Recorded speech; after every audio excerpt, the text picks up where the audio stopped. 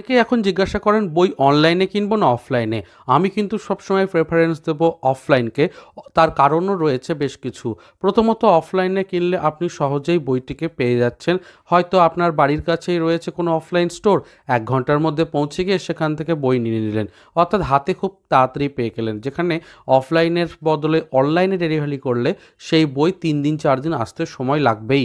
দ্বিতীয় কথা, delivery charge add হয়ে যাওয়া। ফলে কি হয়, অনলাইনে যতই ছাড় দিক না কেন, তারপর ডেলিভারি চার্জ যুক্ত হলে কিন্তু অনেকটাই সেই ছাড়ের প্রভাব কমে যায়। তখন মনে হয় অফলাইনে কিনলেই এর থেকে ভালো ছিল।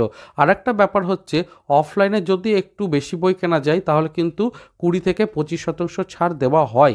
এবং একটির জায়গায় বেশি বই কিনলে আরেকটা সুবিধা, আপনাকে ডেলিভারি চার্জের জন্য বেশি টাকা গুনতে হয় না। যেটুকু বইয়ের জন্য টাকা সেটাই দিতে হয়। বইয়ের ভেতর কাটাছেঁড়া, পেজ মিসিং ইত্যাদি থাকলেও অফলাইনের অনেক সুবিধার্থে আপনি কিন্তু এই বইগুলো পেতে পারবেন। অনলাইনে কিন্তু সে সমস্ত ব্যাপার নেই। বই আসলো, তোবড়ানো, দোমড়ানো বা অন্যরকম অবস্থায় থাকলো, তখন কিন্তু আরেক ঝামেলা এক্সচেঞ্জের। সেটার জন্য অপেক্ষা করতে হয় বেশ কিছুদিন, বিল ইত্যাদি দেখাতে হয়, অনেক রকম সমস্যা। সেই জন্যই প্রত্যেক সংস্থা আজকে চেষ্টা করছে পশ্চিমবঙ্গের গ্রামগঞ্জ, মফস্বলে তাদের বিভিন্ন বিপণিতে অল্প কিছু হলেও বই রাখতে, যাতে বিভিন্ন জায়গায় ছড়িয়ে পড়ে তাদের ব্যবসাটা। ভারতবর্ষের বিভিন্ন প্রান্তেও অনলাইনের ব্যবস্থা করা হয়েছে। আমার মনে হয় কাছাকাছির মধ্যে হলে অফলাইন ভালো, আর যদি অনেকটাই দূরে থাকেন তাহলে সেক্ষেত্রে অনলাইন ব্যবস্থার আশ্রয় নিতেই হয়।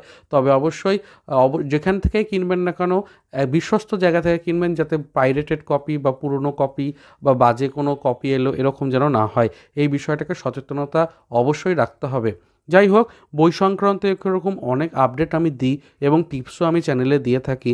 তোমরা অনেকেই কিন্তু চ্যানেলটাকে ভালোবাসো, এবং যারা নতুন দেখলে চ্যানেলটাকে অবশ্যই সাবস্ক্রাইব করে দিও। কারণ ভৌতিক, কল্পবিজ্ঞান, রহস্য, গোয়েন্দা, থ্রিলার সমস্ত রকমের বইয়ের বিভিন্ন রেকমেন্ডেশন এবং আপডেটস আমি কিন্তু দিয়ে থাকি। সামনে পূজাবার্ষিকী আসছে, তারও আপডেট দিয়ে দেবো। যাই হোক, এখন চলি।